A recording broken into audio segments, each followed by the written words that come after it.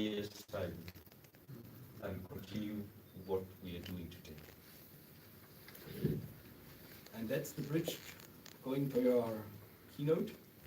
Now, I would like to ask you to present your keynote, and you have a chance to stay over here. It's probably a bit easier for you.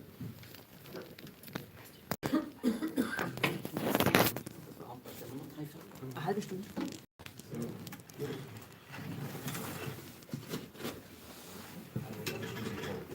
Yes, everything is fine. Yeah.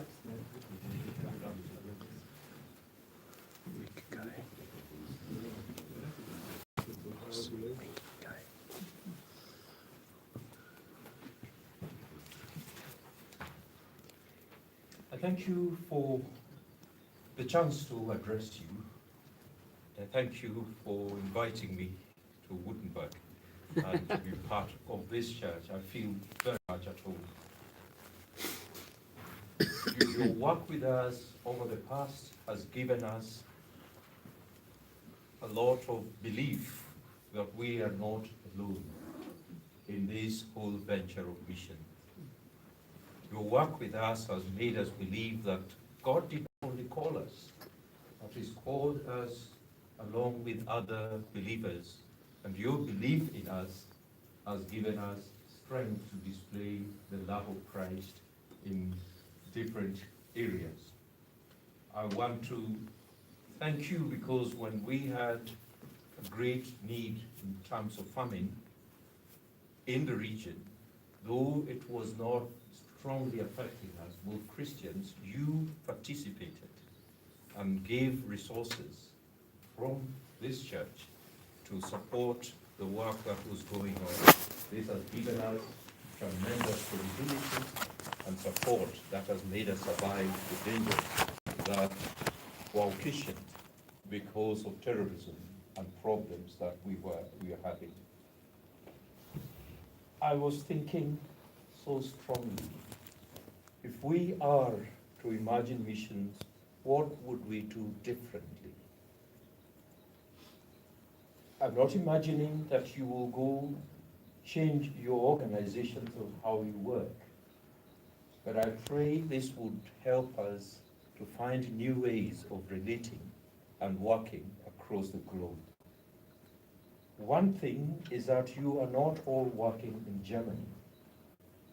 You are working across the world. And because of that, it will be very good that we dialogue and we begin to think together. Because it is hard to serve a people that you do not talk to serve a people that do not give you feedback, to serve a people that you've not related with and felt the warmth of brotherhood with. I've been so strongly wondering whether the church across Africa would survive. The challenge that we have faced, I will base myself in Africa so that we are not all over the world. The challenges that are facing us have been tremendous, and it's not only national, but has affected the church squarely.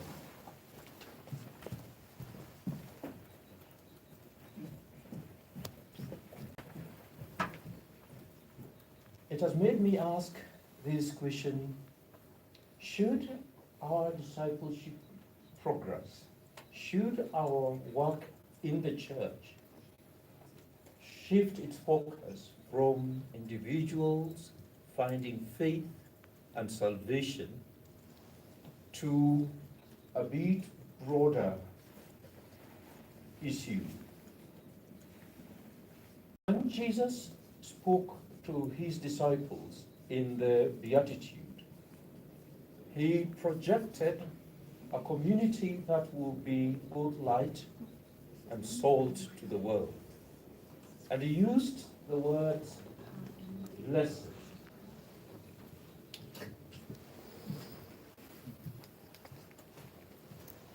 He said, blessed were they who thirst for righteousness, which could also have been translated for justice. Blessed are they who show mercy. Blessed are the pure. Blessed who are the peacemakers. But he also said, blessed are the persecuted, those who are persecuted for righteous or justice sake. He envisioned a community that would be light in the way they were and in the way they acted. And that these people's action would be so natural, flowing out of the great relationship they had with them. Africa has taken a crucial direction, that salvation has taken place, and it has been mainly salvation of souls, people coming to faith. The reports we always get, and every of my friends ask, how many people are now in the church? How many people are now saved? How many people are now doing this? And we've always given you a report, 100 churches have started, and on. And this has filled our hearts with delight. But we've not gone deeper to ask what kind of communities are these? And would these communities reflect this image of Christ, of the blessed community? Perhaps it's also because we too have failed to reflect this image, and therefore we cannot demand it of the other people in the world. And that's where the knife cuts on both ends. What we have never seen, we can never demand of others. We've demanded numbers, and we've seen those numbers rise. But we are now seeing these numbers getting scattered because persecution is hitting, and we don't think that's a blessed thing. Difficulties have come, and people are now finding alternative ways of living. The key point I want us to ask, as we've always asked, people are being saved. We've seen what they are being saved from. Saved from darkness, saved from difficulties, saved from other problems. And we've brought them to some repose and given them hope that after this while, we will all be in heaven with Christ. Saved from the darkness, saved from the world, saved has been the theme. One of the favorite preachers in our country has been from this country. You people may not know him, but we know him, Reinhard Bonke. He's been very, very famous evangelist in all of our African countries because they've emphasized a salvation from that. But in my journey, having seen small community of churches started, I had a problem. The people were isolated, the people were marginalized, the people were sick because the government had pushed them on the edge of the community. So where we went and started planting churches, we started inheriting churches which were having this problem. And I asked myself, what would I call this a blessed community of God? I wouldn't even fit in them. And that is what led me and my team to begin to think, how do the people in Somali, how do the people among the Borana and other communities that have become our brothers and sisters truly fit and belong with us? I then asked this question with Professor Beatty. It wasn't, what are they being saved into? What community are they coming into? And am I part of that community? We knew what they were being saved from. We knew what they were being saved against. But we never had a base where they would come into a community of faith. Would they be part of our blessed community of the persecuted? Would they be part of our community of the peacemakers? Would they be part of our community that Jesus spoke about, salt and light? What would give them strength to shine for God in their context?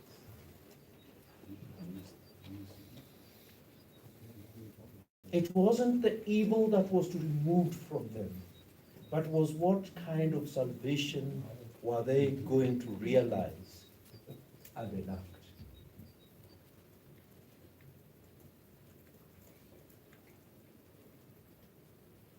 It should be a resilient community, deep in the reflection of the teachings of Jesus, and live every day to invite the society at large into that space that they have now occupied.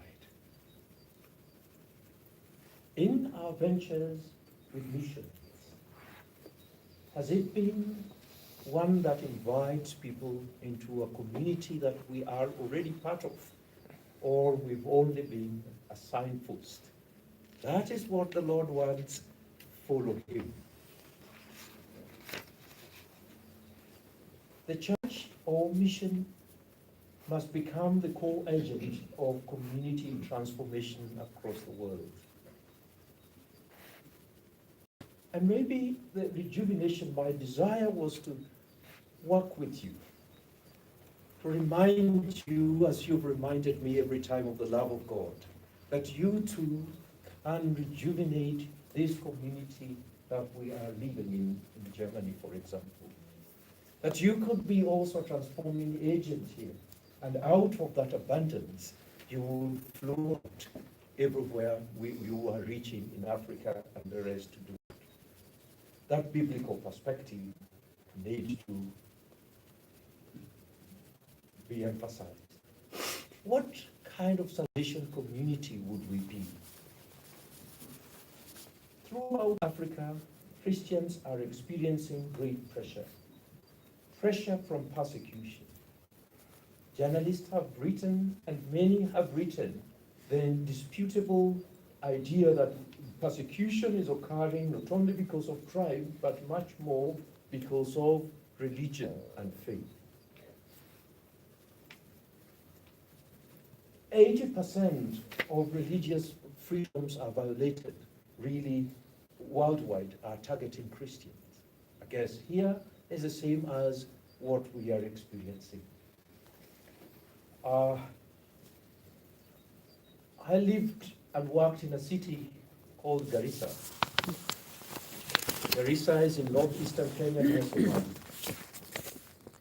They've always told me, you are a dead meat living here, because the Al-Shabaab, the militias, have always invaded our country. This is the place 3 years ago that they went in and killed university students, about 140.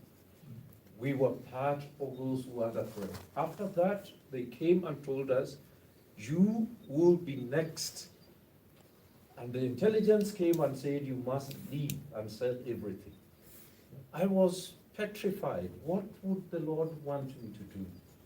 I then went to Somali people who were mainly Muslims, and I asked them, I've been told now to go, and I want to leave. What would you advise me?